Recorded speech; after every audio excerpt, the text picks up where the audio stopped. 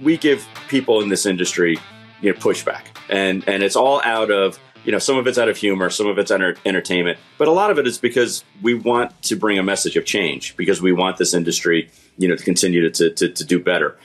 So my dad and I were looking at a couple of horses at TaylorMade, and we saw Mike Repole and his entourage come by. And my dad's very good friends with Mike. And so they broke off and started talking. And a couple of minutes later, I look up after finishing up with the yearling, and Mike's kind of, waving me. So I walk over, and he introduces me to his nephew, who's a very nice guy, who's trying to learn ropes of the business. And Mike put his hand on my shoulder, and he said, "Look, I know that you guys talk a lot of crap and, on the podcast, and I understand, I appreciate it, but I have to ask you a couple of questions." I said, "Okay." He said, "Number one, do you have any kids?" And I'm thinking to myself, do I want to answer this question? I said, "Yes, 2 kids." He said, "Well, here's my ultimate question for you. Are they in the business or not?" And I said, "No, I never encouraged them to be in the horse business, even though I love it. My father and I have bonded, tremendously over this industry. And that's really what's forged our relationship over the past, 4 decades, has been the basis of this, based in this industry. But I don't see that with my kids."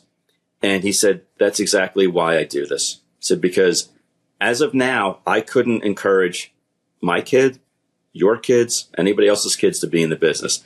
And I actually stepped back, Joe, and I thought about that message.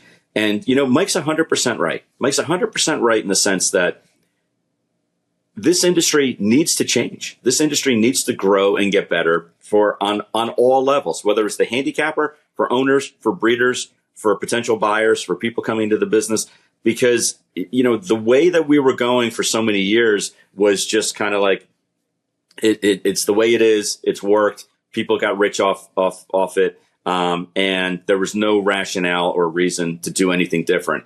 And then a lot of things have come into place.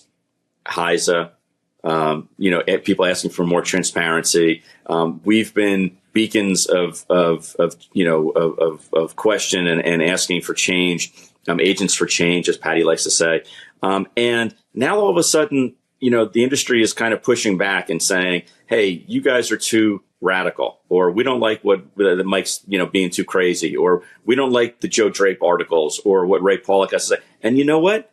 Those are the guys that I'm gravitating to, because those are the people who want to make this business better and want to make it a business where we do want to have our kids and our friends involved. So I'm going to pivot a little bit, because I still don't like the way that the message is being brought out by Mike, but I understand the message now, and I understand what he's saying, and basically he's begging the industry for change. Yeah, I mean, but like the issue for me all along was the lack of specifics. Right. So the question is, did you guys get into what he specifically wants to see changed? Yeah, and that's a great question, and basically, I said to him, "Mike, we need to have a win. Like, you need to have, you've set up this new organization. You've granted yourself, you dubbed yourself the commissioner, and you want to be an agent for change." And Pat Cummings, I have a tremendous amount of respect for.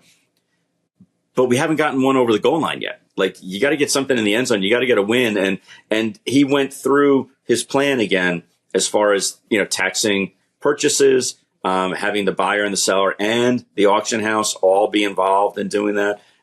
He talked about, getting the Breeders' Cup to put some money in. He talked about a little bit about the Jockey Club. So it was a lot of the same conversations. But I impressed upon him that, like, we need to get one over the goal line. He needs to get one over the goal line to show that they're a viable industry, agent, and that they are going to do something other than just talk about it. And he talked about a lot of the meetings that he's had and conversations that he's had. And basically, his feeling, again, I can't speak for him, but just what he said to me was, he says that there's a lot of people who tell him, "Yeah, we're behind you." And then he gets a meeting or he gets ready for action, and like, there's nobody behind him anymore. There's nobody that actually wants to actually have it affect their pocketbook. So talk is cheap. And those are my words, not necessarily his words. But I think that if we had him on, he would say, "Yeah, I'm getting a little frustrated about the fact that, people are giving me lip service that they want to make change until it affects their pocketbook. Hell, he's even said that. Yeah, that's why I'm in the liberated position of having no money. So I can advocate for whatever the fuck because it doesn't affect me because I'm not, I'm not a wealthy person and I don't have these like entrenched business interests, beyond just my career.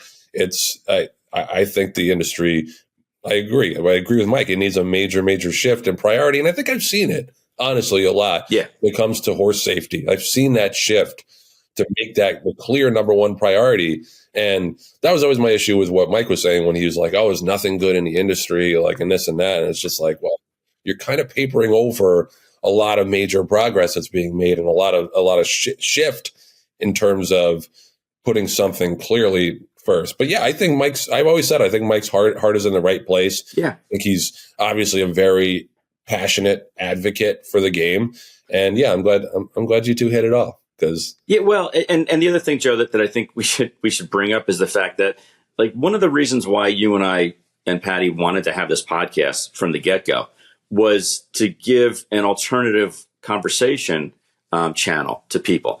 Because so many I'm not going to shit on the other podcasts, but so many other podcasts are just, heightening what's going on. Oh, this was a great race. Oh, this stallion's doing great. Oh, this was a phenomenal situation. And they don't have a stake in the game and financially, other than just they sell ads in essence. And B, like, they want to put their head in the sand about the real issues that are going on. And that's why I think that it's so important for us to bring the Joe Drapes on and the Ray Pollacks and people like that have an alternative view. But also, like, I throw that invitation out there again to people who are in the audience and in the industry who may not agree with what we have to say. We are not gotcha journalists. We're the farthest thing from it. We just want to have open, honest conversations. And the best way to do that is to, actually come on and talk about what's going on. We've been a splendid industry for almost since inception, with the kings and the queens and the royalty and everybody else. And basically that hasn't really changed very much, except it's not, Queen Smith that runs the organ, that runs the operation. It's the same family that's been in the Jockey Club for the past 5-6 generations. But we need to come together as an industry, or there ain't going to be an industry.